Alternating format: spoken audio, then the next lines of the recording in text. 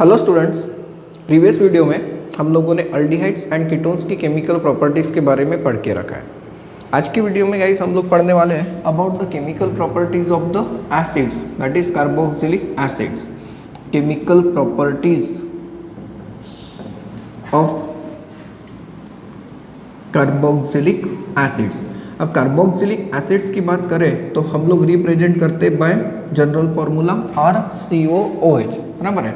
And carboxylic acid के नाम में ही एसिड है, इसलिए हम लोग यहाँ पर जो पहली केमिकल प्रॉपर्टी पढ़ते हैं वो है acidic nature of the carboxylic acids. कि कार्बोक्सिलिक एसिड्स ये एसिड्स है, ये एक्सप्लेन करके दो।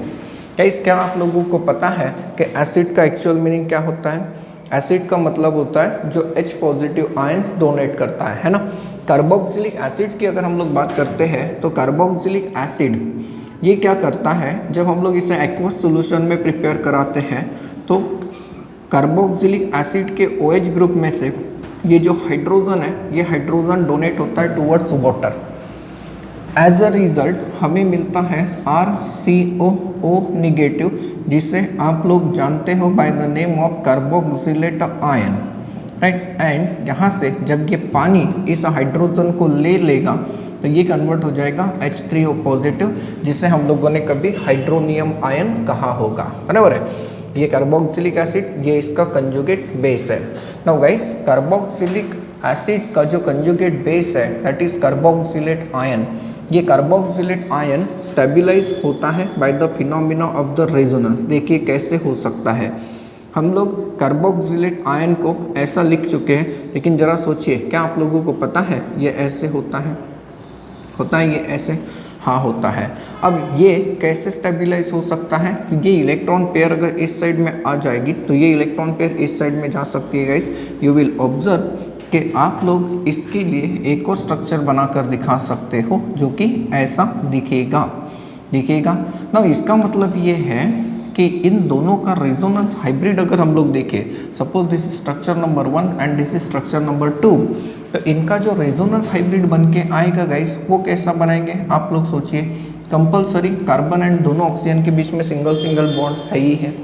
अब डबल बॉन्ड थोड़ी देर के लिए हमें यहाँ पे दिख रहा है एंड डबल बॉन्ड थोड़ी देर के लिए यहाँ पर दिख रहा है। मतलब हम लोग कह सकते हैं कि डबल बॉन्ड यहाँ पर भी नहीं है, यहाँ पर भी नहीं है, यहाँ पर भी है और यहाँ पर भी है। एंड ये निगेटिव चार्ज यहाँ पर हम लोग शो कर सकते हैं।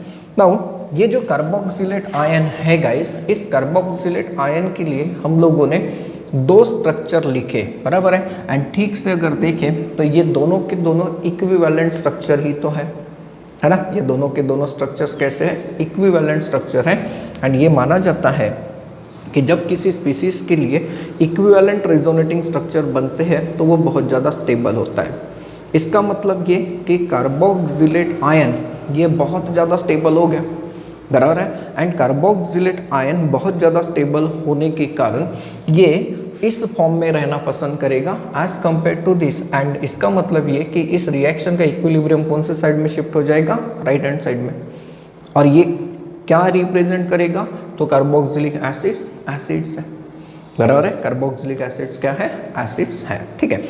नाउ यहाँ पर एक चीज़ याद रखिए गाइस कि हम लोग जो एसिडिटी होती है कार्बोक्सिलिक एसिड्स की या फिर किसी भी ऑर्गेनिक या इनऑर्गेनिक एसिड्स की, तो ये एसिडिटी आप लोग काउंट करते हो in terms of the Ka का मतलब होता है डिसोसिएशन कांस्टेंट, होता है ना, डिसोसिएशन कांस्टेंट। तो यहाँ पर greater the value of Ka, greater the value of Ka,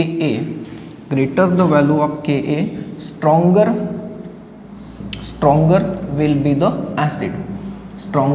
be the acid।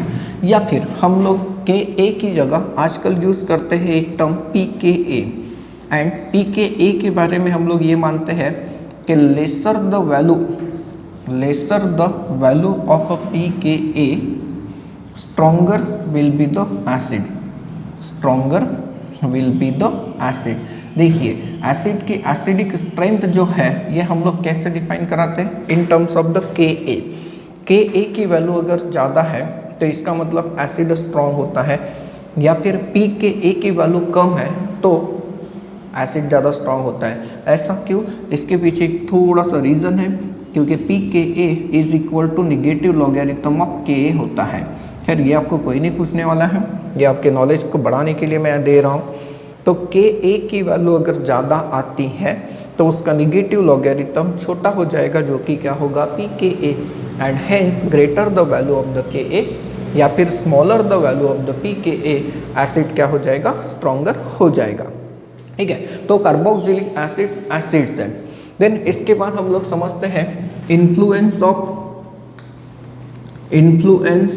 मतलब effect, that is influence of substituent on acidity of carboxylic acids, acidity of carboxylic acids.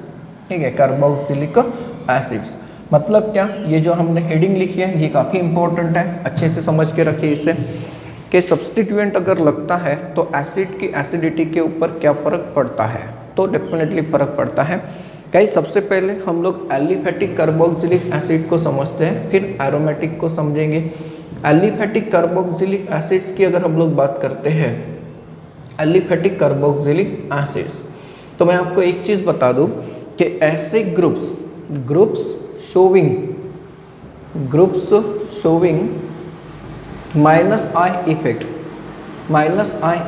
अब minus I effect मतलब electron withdrawing group ना, हाँ, minus I effect increases acidity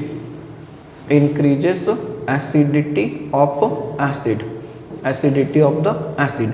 अब ऐसे कौन से group है, तो गाइस इसके लिए हम लोग हैलोजन्स लेते हैं, x chlorine bromine iodine fluorine भी हो सकता है, इसके अलावा NO2 ग्रुप हो सकता है, इसके अलावा साइनाइड ग्रुप हो सकता है, ऐसे बहुत सारे, बराबर है।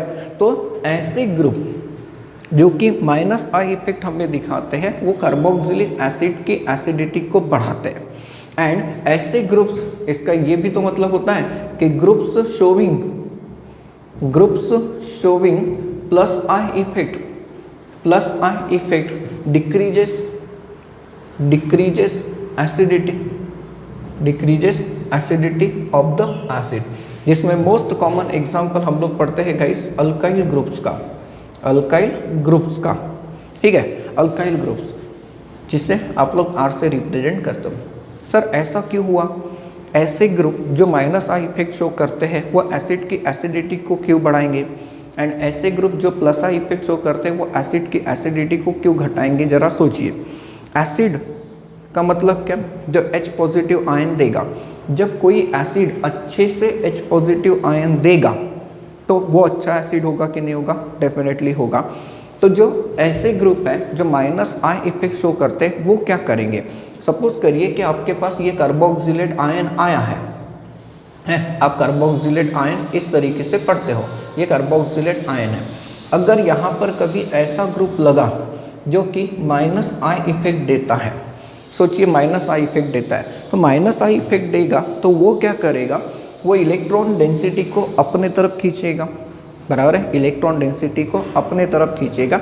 एंड जब इलेक्ट्रॉन डेंसिटी को अपने तरफ खींचेगा तो जरा सोचिए ये निगेटिव चार्ज कम हो जाएगा।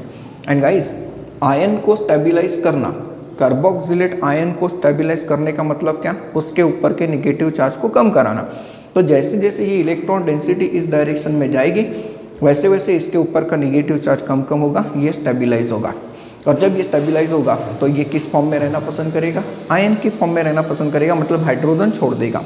एंड देयरफॉर ऐसे जो ग्रुप्स है जो माइनस आई इफेक्ट शो कराते हैं वो क्या कराएंगे, एसिड की एसिडिटी को बढ़ाएंगे।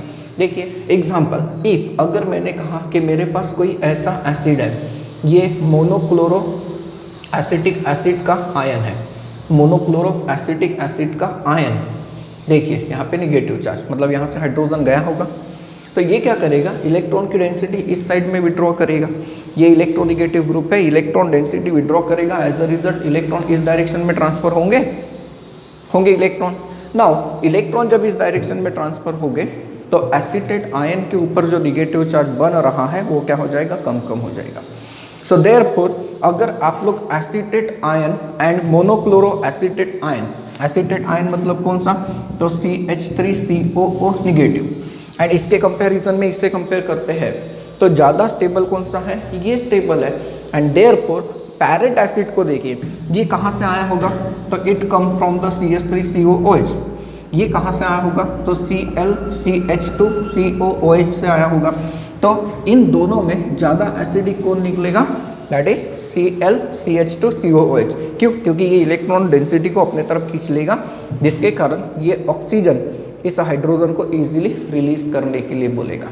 क्लियर हो रहा है। अब देखिए हैलोजन की बात अगर हम लोग कर रहे हैं तो यहाँ पर अच्छे अच्छे एग्जाम्पल्स आप लोगों को पूछे जा सकते हैं।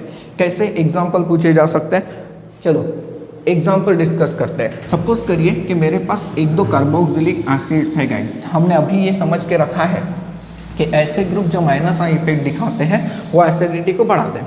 किसी ने अगर हमें ये कहा कि आपके पास ये एसिड है, देखिए CH3COOH एक एसिड है, दूसरा एसिड ClCH2COOH, तीसरा एसिड है Cl2CHCOOH एंड चौथा एसिड है Cl3CCOOH। देखिए ये एसिटिक एसिड होता है, ये मोनोक्लोरो एसिटिक एसिड है, ये डाइक्लोरो एसिटिक एसिड है और ये क्या है, ट्राइक्लोरो एसिटिक एसिड है। अभी अभी हम लोगों ने ये समझा है कि acetic acid and monochloro acetic acid में ज़्यादा एसिडिक कौन होता है, मोनोक्लोरो एसिटिक एसिड। तो फिर यहाँ पे डाइक्लोरो एसिटिक एसिड भी है, ट्राइक्लोरो एसिटिक एसिड भी है, सबसे ज़्यादा एसिडिक कौन होगा, तो सबसे ज़्यादा एसिडिक ये होगा। क्यों होगा ऐसे, जरा सोचिएगा इस क्यों होगा ऐसे, क्योंकि हम लोगों को ये पता है कि एसिडिटी कैसे बढ़ती है, अगर कोई group minus I effect show करता है तो हाँ ठीक है।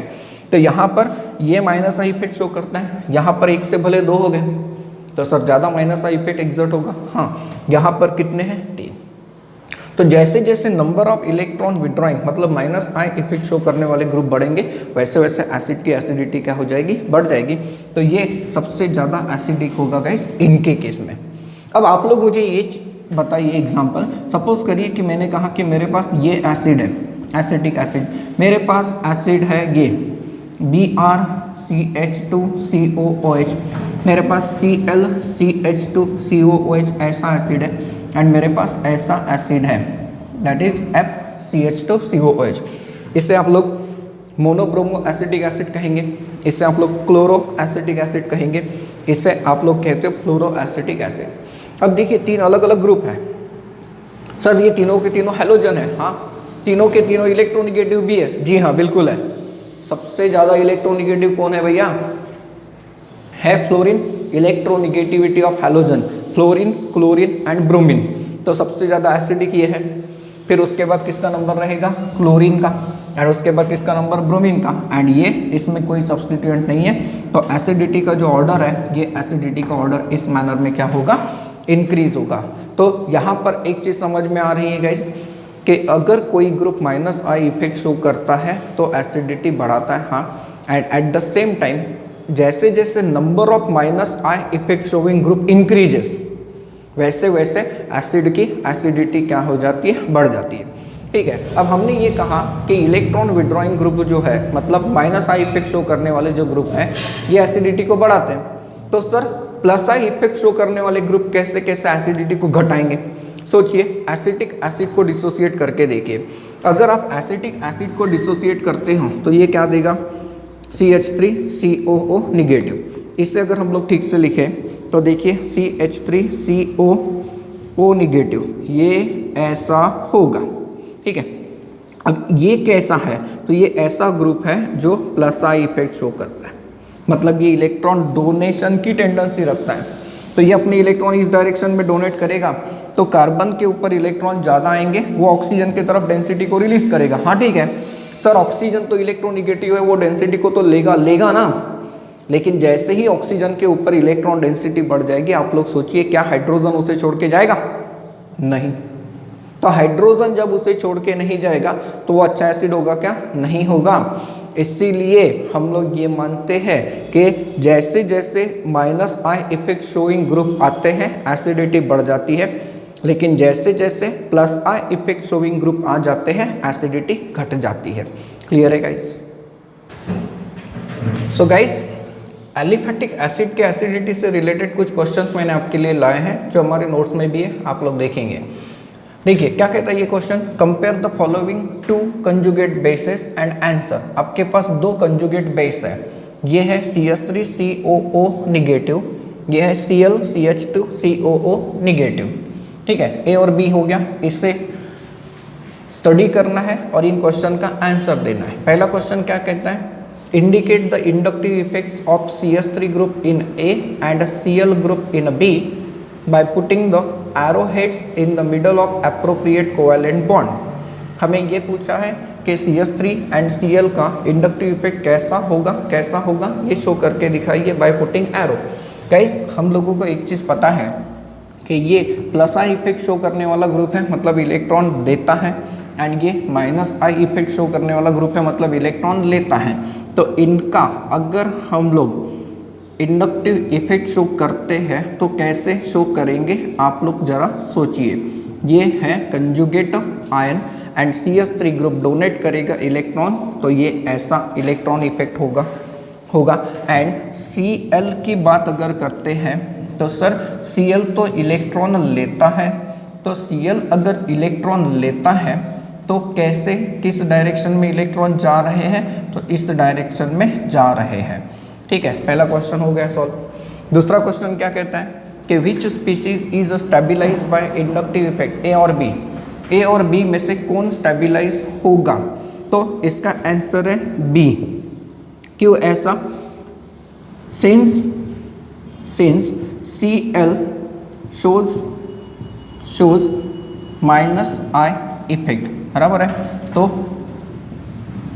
ये जो कंजुगेट आयन आपके सामने आया हुआ है ये ज़्यादा स्टेबलाइज होता है गाइस, होगा कि नहीं होगा, क्यों स्टेबलाइज होगा, क्योंकि इलेक्ट्रॉन इस डायरेक्शन में जा रहे हैं। तो फिर जैसे ही ये क्वेश्चन सॉल्व होता है हमें इसका आंसर मिल जाना चाहिए।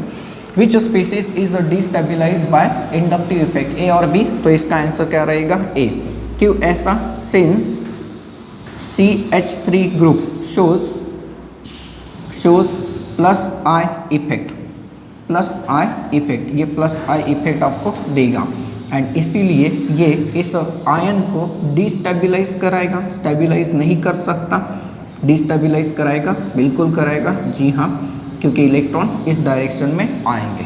तो ये क्वेश्चन हो गया गाइस सॉल्व, अपने नोट्स में भी शायद जगह होगी, इसे बराबर एडजस्ट कर लेंगे। नेक्स्ट क्वेश्चन क्या कहता है, देखिए, draw structures of conjugate basis of monochloro acetic acid and dichloro acetic acid, which one is more stabilize by minus I effect. आपको monochloro acetic acid and dichloro acetic acid के conjugate base बना के दिखाना है और ये बताना है कि उसमें से ज़्यादा कौन स्टेबलाइज होगा।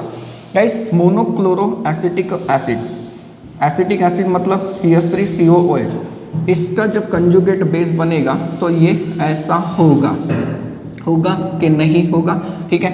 एंड डाइक्लोरो एसिटिक एसिड की अगर हम लोग बात करते हैं तो ये होता है डाइक्लोरो एसिटिक एसिड, आप लोग नाम लिखेंगे डाइक्लोरो एसिटिक एसिड, इसका नाम लिखोगे मोनोक्लोरो एसिटिक एसिड। तो यहाँ पर क्या बनेगा, CH2COO निगेटिव बनेगा एंड यहाँ से चला जाएगा H पॉजिटिव आयन। अब मैं इसे कह देता हूँ 1 एंड इसे कह देता हूँ 2, तो जरा सोचिए कौन ज़्यादा स्टेबल हो जाएगा गाइस, तो स्टेबल ज़्यादा कौन हो जाएगा, सेकेंड वाला। तो हम लोग कहेंगे कि conjugate base of dichloro acetic acid is stabilized by minus I effect of 2 Cl atoms, 2 chlorine atoms होने के कारण ये बहुत ज़्यादा स्टेबलाइज होगा। क्यों, क्योंकि हमें पता है क्लोरीन इलेक्ट्रॉन विड्रॉइंग ग्रुप है, हाँ है, लेकिन एक से भले 2 होता है, मतलब एक क्लोरीन जितना इलेक्ट्रॉन विड्रॉ करेगा उससे ज़्यादा इलेक्ट्रॉन विड्रॉ करेंगे 2 क्लोरीन के एटम एंड देयरफॉर ये ज़्यादा स्टेबलाइज करेंगे। क्लियर है गाइस ये वाले क्वेश्चन। फिर आगे भी क्वेश्चन है हमारे पास, क्या कहता है इस क्वेश्चन को देखिए, that is formic acid is stronger than acetic acid.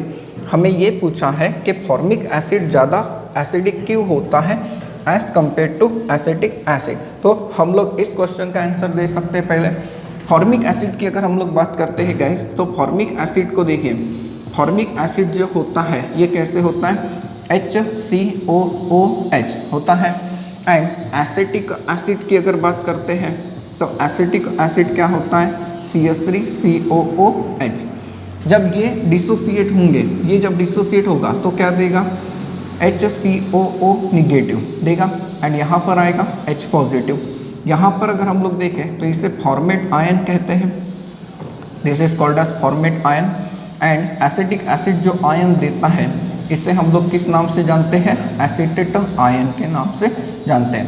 तो गाइस अब देखिए फॉर्मिक एसिड में ये जो फॉर्मेट आयन बना, इस कार्बोनिल कार्बन के साथ कौन लगा, हाइड्रोजन, जो ना तो पॉजिटिव इफेक्ट शो करता है ना तो -I इफेक्ट शो करता है। लेकिन एसीटेट आयन की बात करें तो CH3 क्या होता है, +I इफेक्ट देता है। तो ये इस कंजुगेट बेस को क्या करेगा, डिस्टेबलाइज करेगा। एंड हेंस आप लोग कह सकते हैं कि फॉर्मिक एसिड जो होता है ये ज़्यादा स्टेबल होता है, ज़्यादा एसिडिक होता है। आपको इसका आंसर मिल जाएगा अपने स्टडी मटेरियल में। क्लियर हो रहा है ये क्वेश्चन। नेक्स्ट वाले क्वेश्चन को देखिए क्या कहता है, arrange the following acids in order of their decreasing acidity. Decreasing acidity के हिसाब से अरेंज करना है। मैं इसका नंबरिंग कर देता हूँ, ये है नंबर 1, ये है नंबर 2, ये है नंबर 3। कैसे होगा गाइस, देखिए यहाँ पर 1 2 3 4 कार्बन वाला एसिड है, तीसरे कार्बन पे क्लोरीन लगा है। यहाँ पे 3 कार्बन वाला एसिड है, यहाँ पे 3 क्लोरीन लगे, 3 क्लोरीन लगे, मतलब ज़्यादा से ज़्यादा इंडक्टिव इफेक्ट यहाँ पे लागू होगा। एंड देन यहाँ पर देखिए ये क्या है, सिंपल एसिटिक एसिड है। तो ऐसे केस में आप लोगों को जो आंसर मिलेगा वो आंसर कैसे मिलेगा, सबसे ज़्यादा डिक्रीजिंग ऑर्डर में देना है। तो डिक्रीजिंग ऑर्डर में रहेगा CCl3, देन उसके बाद CH2COOH, ये सबसे ज़्यादा एसिडिक रहेगा गाइस। अब सवाल ये आता है कि सर 2, ये 2 नंबर पे है, ठीक है, 1 और 3 में कौन ज़्यादा एसिडिक होगा। तो 1 और 3 में ज़्यादा एसिडिक जो होगा वो हो जाएगा CH3CHCl। क्यों ऐसा, क्योंकि यहाँ पर क्या लगा हुआ है, electron withdrawing group, right. And सबसे कम एसिडिक कौन सा हो जाएगा, CH3COOH। क्लियर है इसका आंसर। इसके बाद एक और क्वेश्चन है, ये वाले क्वेश्चन को सॉल्व करते हैं। Arrange the following carboxylic acids with increasing order of their acidic strength and justify your answer। देखिए आपके पास 3 एसिड है, ये नंबर 1, ये नंबर 2 एंड ये नंबर 3। हमें क्या कहता है कि इनको decreasing order of their acidic strength में अरेंज करके दिखाइए एंड अपने आंसर को जस्टिफाई भी करके दिखाइए। मैं आप लोगों को पहले ऑर्डर देता हूँ। इसका जो आंसर होता है एसिडिक ऑर्डर जो होता है ये होता है 2 3 1, मतलब 2 सबसे ज़्यादा एसिडिक है, देन उसके बाद 3rd वाला, देन उसके बाद नंबर 1st वाला। ऐसा क्यों, देखिए गाइस यहाँ पर इसका एक्सप्लेनेशन देना है। तो हमें पता है कि जो ऑक्सीजन है, oxygen shows -I effect, oxygen -I effect show करता है एंड इसलिए वो एसिडिटी को बढ़ाएगा, ठीक है। ऐसी बात है तो ये एसिड के मुकाबले ये दोनों ज़्यादा एसिडिक पहले ही हो गए, क्योंकि इसमें क्या आ गया, ऑक्सीजन आ गया। अब गाइस -I इफेक्ट दोनों में मिलेगा, हाँ, लेकिन ज़रा सोचिए यहाँ पर ये जो कार्बन है अल्फा कार्बन, इसके तुरंत बाद ऑक्सीजन लगा है एंड यहाँ पर ये अल्फा कार्बन, ये बीटा कार्बन, ये गामा कार्बन के बाद लगा है। मतलब I इफेक्ट तो है लेकिन काफ़ी दूर है। एंड आप लोगों ने शायद पढ़ा होगा पहले कभी कि जो -I इफेक्ट होता है वो डिस्टेंस के साथ क्या होता है, कम कम होता है। -I इफेक्ट डिस्टेंस के साथ कम कम होता है। सो देयरफॉर आप लोगों को ज़्यादा एसिड कौन सा मिलेगा, सेकेंड वाला एंड देन उसके बाद 3rd वाला। अब देखिए -I इफेक्ट यहाँ पर हम लोग मेंशन करेंगे, ये आंसर नोट करके रखोगे। -I effect decreases with distance, decreases with distance, hence 2 is more acidic than third है। ये क्लियर, इसका भी आंसर आप लोगों के पास आ गया। इस तरीके से छोटे मोटे क्वेश्चंस पूछे जा सकते हैं एसिडिटी ऑफ कार्बोक्सिलिक एसिड के ऊपर एंड ये काफ़ी इंपॉर्टेंट भी होते हैं। सो गाइज अभी हम लोगों ने acidity of aliphatic carboxylic acid के बारे में समझा। इसके बाद हम लोग चलते हैं towards the acidity of aromatic acids, acidity of aromatic acids.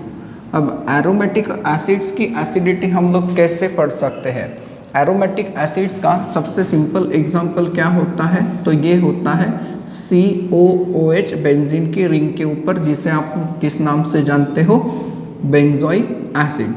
Guys, इस केस में याद रखिए कि जो इलेक्ट्रॉन विड्रॉइंग ग्रुप्स होते हैं, इलेक्ट्रॉन विड्रॉइंग ग्रुप्स का मतलब क्या? कौन कौन से ग्रुप हो सकते हैं? तो साइनाइड हम लोग पढ़ते हैं, हम लोग NO2 पढ़ते हैं, हम लोग CHO पढ़ते हैं, इवन COOH भी पढ़ते हैं, एक्सेट्रा।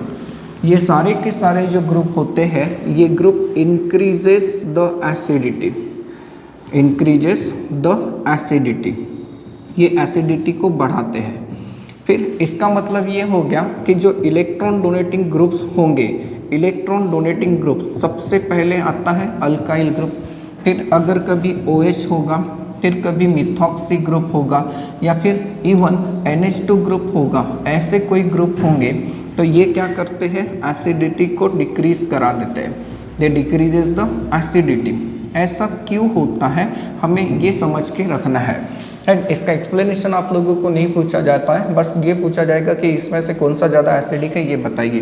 देखिए, कार्बोक्सिलिक एसिड्स के बारे में अगर हम लोग सोचते हैं, एरोमेटिक एसिड्स के बारे में, तो जो बेंजोइक एसिड है, ये बेंजोइक एसिड जब डिसोसिएट होगा तो आप लोगों को क्या मिलेगा? COO निगेटिव एंड यहाँ से H पॉजिटिव रिलीज होगा। अब आप लोग ज़रा सोचिए गाइस, यहाँ पर अगर हम लोगों ने इलेक्ट्रॉन विड्रॉइंग ग्रुप लगा दिया, इलेक्ट्रॉन विड्रॉइंग ग्रुप जब यहाँ पर लगाएंगे, यहाँ पर इलेक्ट्रॉन विड्रॉइंग ग्रुप अगर लगा होगा, तो इलेक्ट्रॉन विड्रॉइंग ग्रुप क्या करेगा? इलेक्ट्रॉन की डेंसिटी को अपने तरफ विड्रॉ करेगा।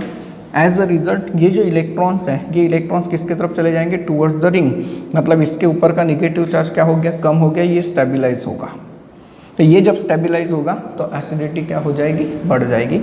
इससे उल्टा अगर कभी आप लोगों ने यहाँ पर इलेक्ट्रॉन डोनेटिंग ग्रुप लगाया होगा, तो इलेक्ट्रॉन डोनेटिंग ग्रुप ये क्या करता है? एसिडिटी को घटाता है। कैसे? देखिए, ये इस डायरेक्शन में इलेक्ट्रॉन को डोनेट करेगा, हाँ, रिंग के ऊपर इलेक्ट्रॉन डेंसिटी बढ़ जाएगी, जिसके कारण रिंग क्या करेगी? इलेक्ट्रॉन डेंसिटी COO निगेटिव की तरफ छोड़ देगी, मतलब ऑक्सीजन की तरफ जाएगी। जब इलेक्ट्रॉन डेंसिटी ऑक्सीजन के ऊपर की बढ़ेगी तो हाइड्रोजन जाएगा क्या? नहीं जाएगा। इसलिए एसिडिटी क्या हो जाती है? कम हो जाती है। अब यहाँ पर एक और चीज़ के बारे में सोचना है हमें। जनरली क्या होता है कि जो एरोमेटिक एसिड्स होते हैं, aromatic acids are more acidic as compared to aliphatic acid except formic acid. यहाँ पर एक्सेप्शन है, एक्सेप्ट फॉर्मिक एसिड मीन्स अगर हम लोग इसका एग्जाम्पल देखते हैं, जैसे कि मान लीजिए आपको किसी ने पूछा कि आपके पास बेंजोइक एसिड है एंड आपके पास CH3COOH है, तो इन दो में से ज़्यादा एसिडिक कौन सा है? तो बेंजोइक एसिड है। क्यों ऐसा? क्योंकि यहाँ पर ये रिंग है एंड रिंग का जो कार्बन है जो COOH के साथ जुड़ा है वो sp2 हाइब्रिड है। sp2 हाइब्रिड होने के कारण वो इलेक्ट्रॉन विड्रॉइंग इफेक्ट शो कराता है। यहाँ पर ऐसा नहीं है, ये इलेक्ट्रॉन डोनेटिंग ग्रुप है। हाँ, लेकिन जब सब्सटीट्यूएंट्स आते हैं, जब कभी सब्सटीट्यूएंट्स आते हैं, इलेक्ट्रॉन विड्रॉइंग सब्सटीट्यूएंट्स आते हैं, तो ऐसे केस में ये ज़्यादा एसिडिक बन जाता है। तो एरोमेटिक कार्बोक्सिलिक एसिड से रिलेटेड हमारे पास एक क्वेश्चन भी है। चलो मैं पहले आप लोगों को एक और प्रैक्टिस करा दूँ। सपोज करिए कि मेरे पास ये कंपाउंड है, जैसे मैं यहाँ पे लगा देता हूँ NO2 ग्रुप। सपोज करिए कि मेरे पास ये कंपाउंड है बेंजोइक एसिड एंड मेरे पास ये कंपाउंड है पैराटोलिक एसिड, यहाँ पर CH3 ग्रुप लगा देता हूँ। अगर आपको किसी ने पूछा कि बताइए इनका एसिडिटी का ऑर्डर क्या होगा, तो ये तीनों की तीनों बेंजोइक एसिड है। अब हमें ये ढूंढना है कि इसमें से इलेक्ट्रॉन विड्रॉइंग ग्रुप अगर होगा तो एसिडिटी को बढ़ाएगा, नहीं तो एसिडिटी को घटाएगा। तो ये ग्रुप देखिए, तो ये एसिडिटी को बढ़ाता है और ये ग्रुप क्या करता है? एसिडिटी को कम कराता है। तो ऐसे केस में एसिडिटी का ऑर्डर क्या मिल जाएगा? कुछ इस तरीके से मिल जाएगा कि नहीं? देन इस क्वेश्चन को देखिए, क्या कहता है ये क्वेश्चन कि arrange the following carboxylic acids in order of increasing acidity. Increasing acidity आपके पास कौन कौन है? Meta nitro benzoic acid, benzoic acid है, मेटा पे NO2 है। देन ट्राइक्लोरो एसिटिक एसिड, ऐसा एसिटिक एसिड जिसमें 3 क्लोरीन लगे हैं, benzoic acid and then alpha chlorobutyric acid. Guys इसका आंसर बराबर याद रखेंगे, मैं इसका आंसर देता हूँ इंक्रीजिंग ऑर्डर में। तो सबसे कम जो एसिडिक है वो है इसमें benzoic acid, then benzoic acid से ज़्यादा एसिडिक होता है meta nitrobenzoic acid, meta nitrobenzoic acid. Then इसके बाद यहाँ पर आता है alpha chlorobutyric acid, alpha chlorobutyric acid का नंबर, एंड आखिरी में आ जाएगा यहाँ पर trichloro acetic acid, trichloro acetic acid. क्यों? क्योंकि यहाँ पर 3 क्लोरीन है, यहाँ पर अल्फा पोजीशन के ऊपर क्लोरीन लगा है। अदरवाइज देखिए मैंने आपको बता के रखा है कि एरोमेटिक एसिड ज़्यादा एसिड होता है, लेकिन नहीं, वहाँ पर हैलोजन लगा है, इसलिए आपके पास जो ऑर्डर आएगा ये ऐसा आएगा। क्लियर है? तो एसिडिटी ऑफ कार्बोक्सिलिक एसिड काफ़ी इंपॉर्टेंट होता है, कई बार इसके ऊपर छोटे छोटे क्वेश्चन पूछे जाते हैं 2 मार्क के लिए। है क्लियर? अब चलते हैं कार्बोक्सिलिक एसिड को डिटेक्ट करने के वाली टेस्ट के तरफ, दैट इज लेबोरेटरी टेस्ट। अब लेबोरेटरी में हम लोग कैसे आइडेंटिफाई कर सकते हैं कि गिवन सैंपल कार्बोक्सिलिक एसिड होगा या नहीं होगा? तो इसके लिए हमारे पास 3 टेस्ट हैं, जिसमें पहली टेस्ट होती है गाइस वो होती है लिटमस पेपर टेस्ट। ना लिटमस पेपर टेस्ट की अगर हम लोग बात करें तो लिटमस पेपर टेस्ट ये जो होती है इट इज़ अप्लीकेबल ओनली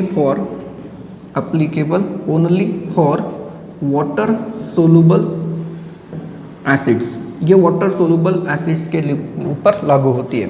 अब अगर कोई सब्सटेंस एसिडिक है तो वो क्या करता है, ब्लू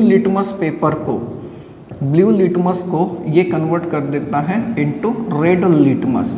तो हम लोग मान लेते हैं कि कंपाउंड का नेचर कैसा है, एसिडिक है। खैर ये कोई बहुत ज़्यादा कंफर्मेटरी टेस्ट नहीं है, हम लोग दूसरी टेस्ट की तरफ चलते हैं। ये जो होती है इसे हम लोग कहते हैं bicarbonate test, that is sodium bicarbonate test. And ये टेस्ट यूज़ की जाती है for the detection of a COOH group.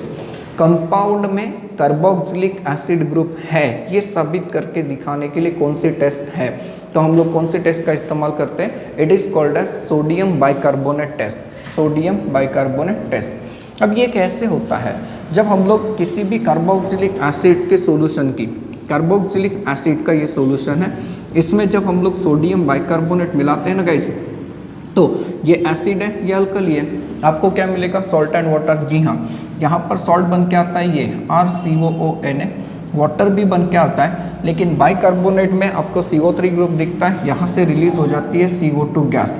CO2 gas के ब्रिस्क मतलब बहुत ज़्यादा स्ट्रॉन्ग इफरवेसेंस निकलते हैं, जैसे कोल्ड ड्रिंक की बोतल में से बबल्स निकलते हैं वैसे। तो यहाँ पर CO2 के अगर इफरवेसेंस मिल गए तो हम लोग कह देंगे कि हाँ गिवन कंपाउंड में ये वाला ग्रुप प्रेजेंट है। नाउ आप लोगों को ये एसिड जो है, ये जो सोलुबल सॉल्ट में चला गया, इसमें से हम लोग एसिड रीजनरेट करते हैं बाय ट्रीटमेंट विद एसिड, जैसे HCl। तो कार्बोक्सिलिक एसिड अलग हो जाएगा एंड यहाँ से रिलीज हो जाएगा NaCl। क्लियर है? बाइकार्बोनेट टेस्ट बहुत ही सिंपल टेस्ट होती है गाइस। तीसरी वाली जो टेस्ट होती है इसे हम लोग कहते हैं ईस्टर फॉर्मेशन टेस्ट। और ये जो ईस्टर फॉर्मेशन टेस्ट है ये ईस्टरिफिकेशन के ऊपर डिपेंड है। हमने ईस्टरिफिकेशन पढ़ा कैसे। इस टेस्ट में क्या करते हैं, जो कार्बोक्सिलिक एसिड का सैंपल है कोई भी होगा, इससे हम लोग हीट करते हैं with ethanol in presence of 1 drop of concentrated sulphuric acid, जैसे H positive concentrated sulphuric acid का 1 ड्रॉप हम लोग यहाँ पे डाल देते हैं एंड हीट करते हैं फॉर 5 मिनट्स। जब 5 मिनट तक हीट करते हैं तो यहाँ पे ईस्टर बन जाता है। यहाँ पे जो ईस्टर बन के आता है वो आएगा इथाइल ईस्टर आएगा, यहाँ से रिलीज हो जाएगा H2। गाइस ये जो ईस्टर्स होते हैं, ये ईस्टर जैसे ही बनेंगे वहाँ पे एक अच्छा सेंट प्रोड्यूस होता है जिसे हम लोग कहते हैं फ्रूटी स्मेल। फ्रूटी मतलब मैंगो फ्रूटी नहीं, हाँ फ्रूटी मतलब फ्रूट्स का स्मेल आता है, तो हम लोग मानते हैं कि ईस्टर्स बन गए। ईस्टर्स कब बनेंगे, जब यहाँ पर एसिड प्रेजेंट रहेगा। तो कंफर्मेशन टेस्ट हम लोग कर सकते हैं एसिड के लिए। क्लियर है गाइस ये? तो इस तरीके से हम लोग लेबोरेटरी टेस्ट लगाकर दिखा सकते हैं for the identification of the carboxylic acid.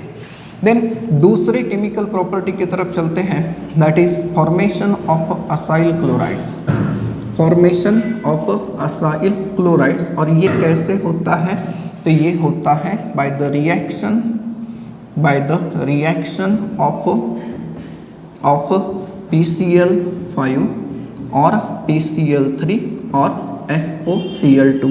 याद करिए, आप लोगों ने ये पढ़ के रखा होगा 2 बार, हैलोजन डेरिवेटिव में भी पढ़ा होगा, अल्कोहल में भी पढ़ा होगा। जिस कंपाउंड में OH ग्रुप प्रेजेंट होता है गाइस, उसके ऊपर अगर हम PCl5 का या PCl3 का या SOCl2 का रिएक्शन कराते हैं तो OH ग्रुप निकलता है एंड उसकी जगह पर आ जाता है Cl। कैसे? यहाँ पर देखिए, कार्बोक्सिलिक एसिड की अगर बात करते हैं तो यह है कार्बोक्सिलिक एसिड, ठीक है। इसे मैं PCl5 के साथ हीट कर देता हूँ। जब मैं इसे PCl5 के साथ हीट कर देता हूँ तो यहाँ से OH ग्रुप निकलता है, यहाँ से OH ग्रुप निकल जाता है एंड उसकी जगह पे आ जाता है Cl।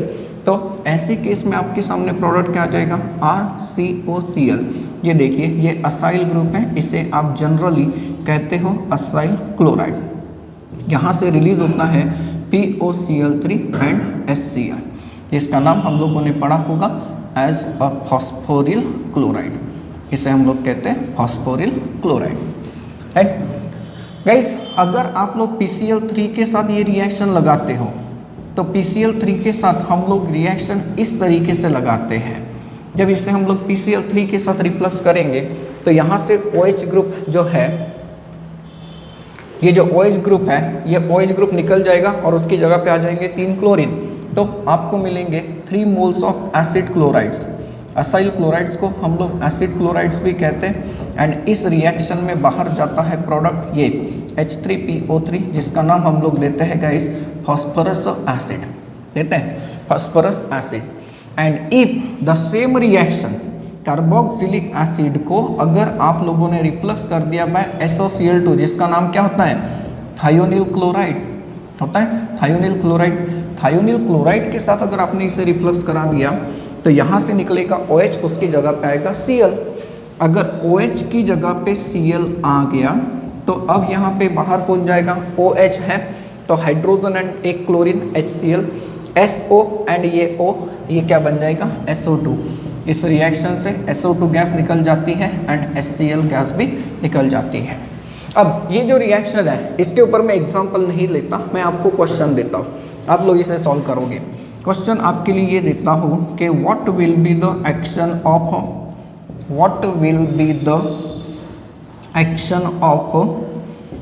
Following reagents on ethanoic acid, benzoic acid, चलो 2 ही ठीक है, एंड बेंजोइक एसिड। कौन कौन से रिएजेंट्स? तो एक रिएजेंट देता हूँ PCl5 के साथ, दूसरी रिएक्शन बनाकर भेजोगे PCl3 के साथ एंड तीसरी रिएक्शन बनाकर भेजोगे SOCl2 के साथ। क्लियर है गाइस? आप लोगों को किसके साथ रिएक्शन करके देनी है? Ethanoic acid. इथेनोइक एसिड में R की जगह CH3 होता है एंड बेंजोइक एसिड में R की जगह बेंजीन की रिंग होती है, फिनाइल ग्रुप होता है। ये आपको ध्यान रखना है और इन रिएक्शंस को सॉल्व करके दिखाना है। क्लियर है ये रिएक्शन? नेक्स्ट केमिकल प्रॉपर्टी की तरफ चलते हैं, that is reaction with ammonia, और you can say action of ammonia, बराबर है। एंड यहाँ पर हमें क्या मिलता है? यहाँ पर हमें प्रोडक्ट्स मिलते हैं amides, that is formation of amides. अब अमाइड्स कैसे बनेंगे ये हम लोग देखते हैं गाइस। कार्बोक्सिलिक एसिड की जो रिएक्शन है ये जब हम लोग अमोनिया के साथ करते हैं, ये देखिए ये कार्बोक्सिलिक एसिड एंड ये हो गया अमोनिया। वी नो दैट कि एसिड एंड बेस जब आपस में कंबाइन होते हैं तो क्या मिलना चाहिए? Salt as well as water मिलना चाहिए। जब हम लोग अमोनिया के साथ हीट करते हैं कार्बोक्सिलिक एसिड को तो पहले हमें स्टेबल सॉल्ट मिलता है गाइस, एकदम से वाटर रिलीज नहीं होता है, ये सॉल्ट मिलता है जिसे हम लोग कहते हैं ammonium carboxylate, ammonium salt of carboxylic acid, जिसे हम लोग क्या कहेंगे? Ammonium carboxylate. एंड इसे जब हीट करते हैं तो वाटर निकलता है। मतलब ओवरऑल तो वही रिएक्शन हो रही है कि एसिड एंड बेस ये सॉल्ट एंड वाटर आप लोगों को देगा। हाँ, तो यहाँ से जब वाटर निकलेगा तो यहाँ पे देखिए ये ऑक्सीजन एंड यहाँ पे 2 हाइड्रोजन चले गए, तो आपके सामने जो कंपाउंड बच के आ जाएगा गाइस, ये होगा कुछ ऐसा जिसे आप लोग एसिड का अमाइड कहते हो, या सिंपली आप लोग इसे अमाइड भी कहते हो।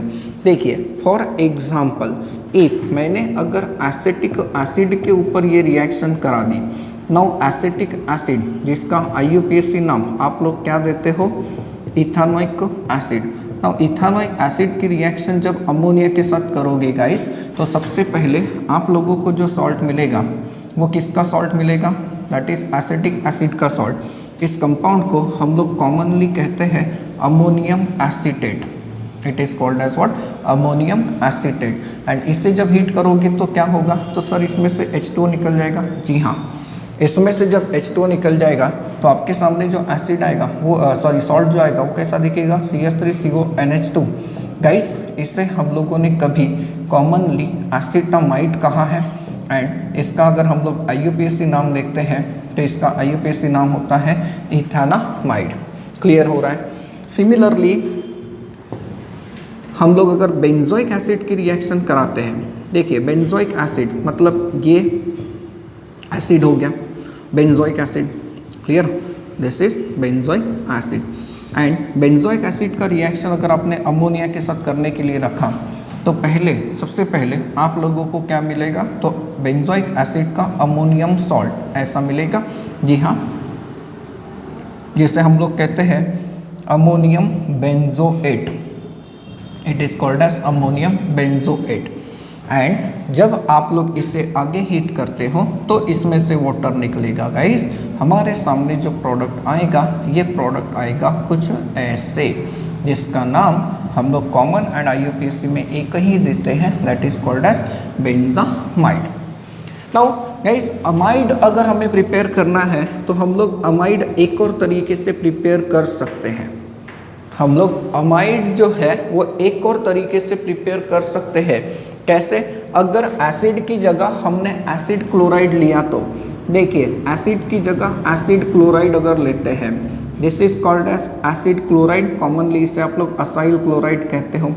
एसिड क्लोराइड का रिएक्शन अगर आपने अमोनिया के साथ कर दिया, ये देखिए ये अमोनिया है, बिल्कुल NH3 है, तो यहाँ से अगर HCl निकल गया तो अब आप लोग सोचिए क्या बचेगा, RCONH2 बचेगा, RCONH2 and this is nothing but the amide. तो अमाइड को प्रिपेयर करने के लिए हम एक और मेथड का इस्तेमाल कर सकते हैं गाइस। तो इसके ऊपर आप लोग क्वेश्चन बनाओगे? जी हाँ बिल्कुल बनाएंगे। मैं होमवर्क देता हूँ। What will be the action of ammonia on number 1 acetyl chloride के ऊपर रिएक्शन बना के देखिए, आपको एसिटामाइड मिलेगा। एंड नंबर 2 बेंजोइल क्लोराइड के ऊपर रिएक्शन बना के देखेंगे, आपको मिलेगा बेंजामाइड। क्लियर है? नाउ गाइस यही रिएक्शन अगर डाइकार्बोक्सिलिक एसिड के ऊपर होती है तो रिएक्शन अलग अलग तरीके से हो सकती है। देखिए एक और एग्जांपल लेता हूँ मैं। सपोज करिए कि हमारे सामने कहीं ऐसा एसिड आ गया, ये बेंजोइक एसिड है, जी हाँ, लेकिन ये जो कंपाउंड है इसे हम लोग कहते हैं phthalic acid. This is called as what, phthalic acid. इसके ऊपर अगर अमोनिया का रिएक्शन करना है तो आपको अमोनिया लगेगा 2 टाइम्स। क्यों? क्योंकि जब एक COOH ग्रुप था तो एक अमोनिया लगा, तो 2 COOH ग्रुप है तो 2 अमोनिया के मॉलिक्यूल्स लगेंगे। एंड हमारे सामने जो प्रोडक्ट आएगा, क्या पहले ऐसा सॉल्ट आएगा? डेफिनेटली आएगा। गाइस इसका हम लोग नाम देते हैं ammonium phthalate. This is called as ammonium phthalate. Phthalic acid का ये अमोनियम सॉल्ट। अब आगे हीट करने से क्या होगा सर? वाटर निकलेगा। कितना? 2 टाइम्स, क्योंकि यहाँ से एक वाटर, यहाँ से एक वाटर, तो आपके सामने जो कंपाउंड बन के आएगा फिर वो तो ऐसा बन के आएगा सर। हाँ बिल्कुल आएगा। And this compound is called as phthalimide. इसे आप लोग कहते हो थैलामाइड। गाइस अब मज़े की बात यह है कि ये देखिए ये डायमाइड है ना, ये जो थैलामाइड है इसको जब हम लोग आगे हीट करते हैं तो इट लूजेस अमोनिया, ये अमोनिया लॉस करेगा। अब अमोनिया लॉस करेगा तो ये NH2 यहाँ से हाइड्रोजन जाएगा, या फिर ये NH2 यहाँ से हाइड्रोजन, तो आपके सामने जो कंपाउंड बन के आता है वो कंपाउंड बन के आता है ऐसा, यहाँ पर बच जाएगा NH। एंड गाइस इस कंपाउंड को याद रखेंगे, आने वाले लेसन में इसका नाम मिलेगा आपको। This compound is called as phthalimide.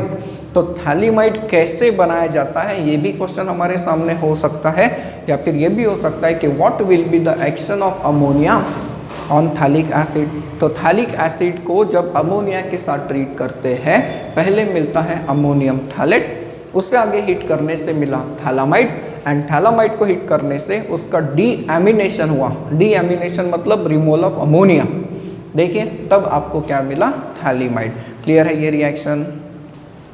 Next chemical property की तरफ चलते हैं, that is formation of anhydrides. Formation of anhydrides, acid anhydrides का फॉर्मेशन। एसिड अनहाइड्राइड्स का मतलब होता है एसिड में से पानी निकालने के बाद बने हुए प्रोडक्ट्स। गाइस जो मोनोकार्बोक्सिलिक एसिड्स है, इन मोनोकार्बोक्सिलिक एसिड्स को जब हम लोग हीट करते हैं विद डिहाइड्रेटिंग एजेंट, जैसे सल्फ्यूरिक एसिड हो सकता है या फिर P2O5 फॉस्फोरस पेंटॉक्साइड, तो इनका डिहाइड्रेशन होता है एंड हमें अनहाइड्राइड मिलते हैं। देखिए कैसे, कार्बोक्सिलिक एसिड, ये कार्बोक्सिलिक एसिड का एक मॉलिक्यूल है एंड दूसरा ये कार्बोक्सिलिक एसिड का एक मॉलिक्यूल है। गाइस जो मोनोकार्बोक्सिलिक एसिड्स होते हैं, उन मोनोकार्बोक्सिलिक एसिड में से एकच मॉलिक्यूल में से वाटर नहीं जा सकता, क्योंकि देखिए एकच OH ग्रुप है। इससे जब आप लोग हीट करते हो with concentrated sulphuric acid, H2SO4 use कर सकते हो, और H3PO3 भी चलता है गाइस, फॉस्फोरिक एसिड, और P2O5 भी चलता है, ये कॉमन यूज़ किया जाता है। तो ऐसे केस में इंटरमोलिकुलर डिहाइड्रेशन होता है। डिहाइड्रेशन मतलब रिमूवल ऑफ वाटर। देखिए मैं इस वाटर को निकाल दूँ तो क्या होगा, इस वाटर को निकाल देते हैं तो हमारे सामने कंपाउंड आएगा RCOOCOR, जिसे आप लोग कहोगे acid anhydride. It is called as what, acid anhydride. And guys इस कैटेगरी में हम लोगों को एक एग्जाम्पल जो है वो काफ़ी अच्छे से प्रिपेयर करके रखना है, दैट इज एसिटिक एसिड का anhydride. That is acetic anhydride बनेगा यहाँ पर। इसका कॉमन नाम आप लोग एसिटिक एसिड देते हो, IUPAC नाम इथेनोइक एसिड देते हैं, याद रखना है। एसिटिक एसिड का दूसरा मॉलिक्यूल भी ले लेते हैं, ये लीजिए, ये एसिटिक एसिड का दूसरा मॉलिक्यूल, एंड इसे हीट करते हैं हम लोग P2O5 के साथ, दैट इज फॉस्फोरस पेंटॉक्साइड। क्या होगा, तो सर डिहाइड्रेशन होगा, ये देखिए वाटर निकल जाएगा। आपके सामने जो कंपाउंड आएगा ये CH3COOCOCH3 ऐसा आएगा कि नहीं आएगा, this is called as what, acetic anhydride. This is acetic anhydride. Guys however ये जो मेथड है, ये मेथड रिवर्सिबल होती है, ये मेथड रिवर्सिबल होती है, एंड जो प्रोडक्ट बन के आता है वो इजीली हाइड्रोलाइज होके वापस हमें क्या देता है, कार्बोक्सिलिक एसिड देता है। तो कार्बोक्सिलिक एसिड मिलने से अच्छा अगर हमें अनहाइड्रेट प्रिपेयर करना है तो हम लोग अनहाइड्रेट दूसरे तरीके से प्रिपेयर करते हैं। कैसे अनहाइड्रेट प्रिपेयर करते हैं जरा याद रखेंगे। जो एसिड के क्लोराइड्स है, राइट, एसिड का क्लोराइड ये लीजिए, जैसे कि एसिड का क्लोराइड ये हो गया, इसे हम लोग ट्रीट करते हैं with sodium salt of carboxylic acid. This is acid chloride. इससे हम लोग ट्रीट किसके साथ करते हैं, sodium salt of carboxylic acid. Sodium salt of carboxylic acid मतलब RCOONA। मैं इसे ऐसे लिखता हूँ, देखिए RCOONA, this is sodium carboxylate. Sodium salt of carboxylic acid मतलब सोडियम कार्बोक्सिलेट होता है, एंड इसे जब हम लोग ट्रीट करते हैं तो यहाँ से निकल के आ जाता है NaCl। ईजीली हमें अनहाइड्रेट मिलेगा, देखिए दैट इज RCOOCOR बन सकता है। This is acid anhydride guys, acid anhydride. इस फैमिली में ये बहुत ज़्यादा इंपॉर्टेंट होता है, एसिटिक अनहाइड्राइड। तो इसका एग्जाम्पल आप लोग बनाओगे ना, मैं क्वेश्चन छोड़ देता हूँ। what will be the action of sodium acetate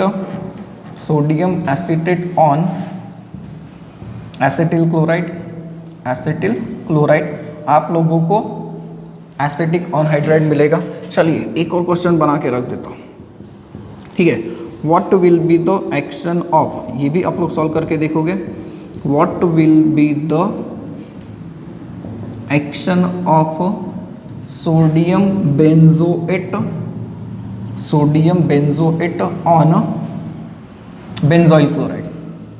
benzoyl chloride बना के तो देखिए आंसर क्या मिलेगा।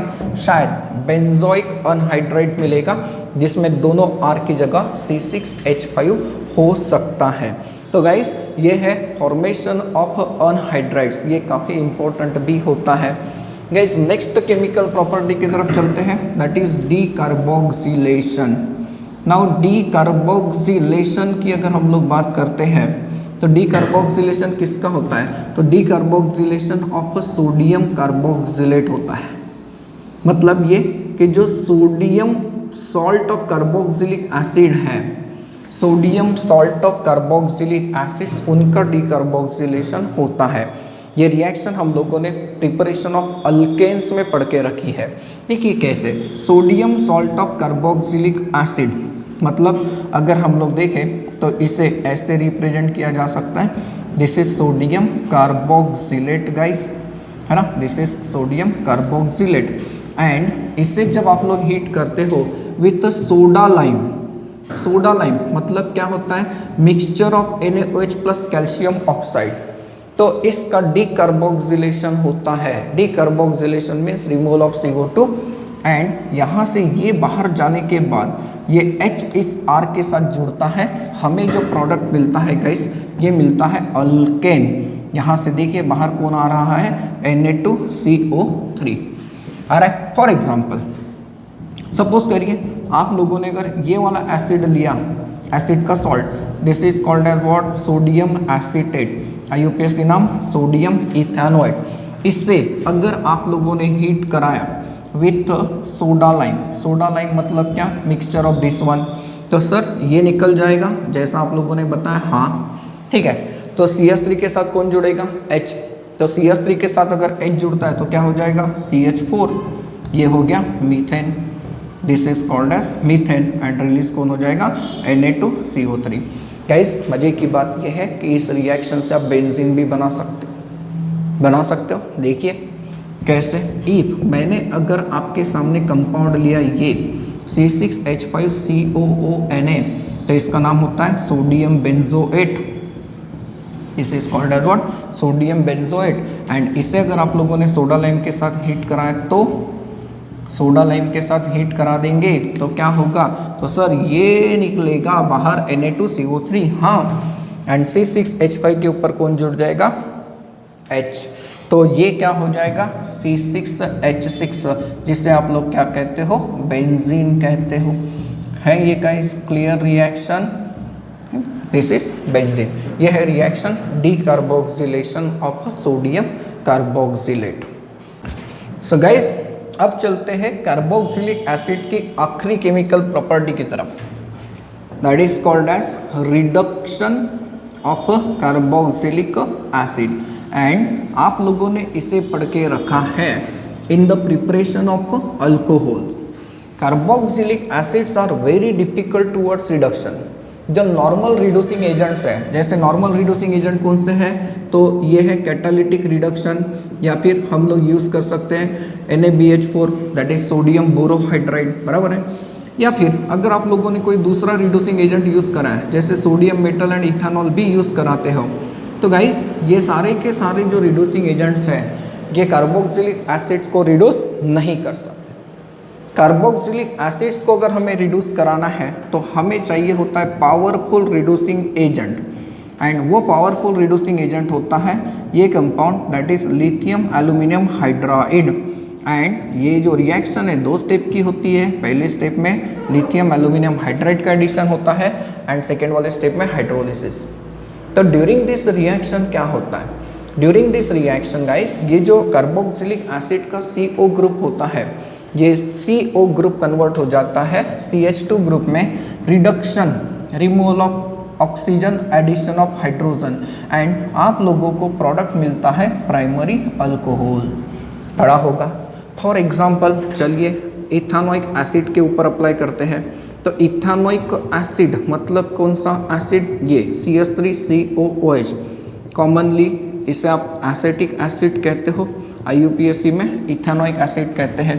क्या होगा अगर इथानोइक एसिड का आपने रिडक्शन किया by using lithium aluminium hydride followed by acidic hydrolysis, तो सर CO को CH2 में तो कन्वर्ट करना है, हाँ, तो ऐसा अल्कोहल आएगा जिसे हम लोग किस नाम से जानते हैं, इथेनॉल। गाइस अगर ये क्वेश्चन हमें एरोमेटिक कार्बोक्सिलिक एसिड के ऊपर पूछा तो जैसे ये लीजिए, एरोमेटिक कार्बोक्सिलिक एसिड का कॉमन एग्जांपल कौन सा लेते हैं हम लोग, बेंजोइक एसिड। तो बेंजोइक एसिड के ऊपर अगर ये रिएक्शन लगाते हैं, lithium aluminium hydride followed by hydrolysis, क्या होगा सर, COCH2 में कन्वर्ट होगा। जी हाँ, COCH2 में कन्वर्ट हो गया तो ऐसा अल्कोहल मिलेगा गाइस, जिसे आप लोग क्या कहते हो, बेंजाइल अल्कोहल। क्या ये एरोमेटिक अल्कोहल है? नहीं, यहाँ पर बेंजीन की रिंग है लेकिन OH डायरेक्टली रिंग के ऊपर है ही नहीं, तो ये एरोमेटिक अल्कोहल तो होगा ही नहीं, ऐसे ही रहेंगे अल्कोहल। तो गाइस यहाँ पर आते आते आप लोगों का एक और इम्पॉर्टेंट यूनिट फिनिश होता है, aldehyde, ketones and carboxylic acids. आने वाले वीडियोस में हम लोग पढ़ेंगे अबाउट द अमाइंस। क्लियर है? तो बस पढ़ाई को कंटिन्यूस रखिए एंड इसके ऊपर के जो क्वेश्चंस है इन क्वेश्चंस को सॉल्व करते रहिए, और कोई भी डिफिकल्टी आती है तो आप लोग मुझे क्वेश्चन पूछ सकते हो।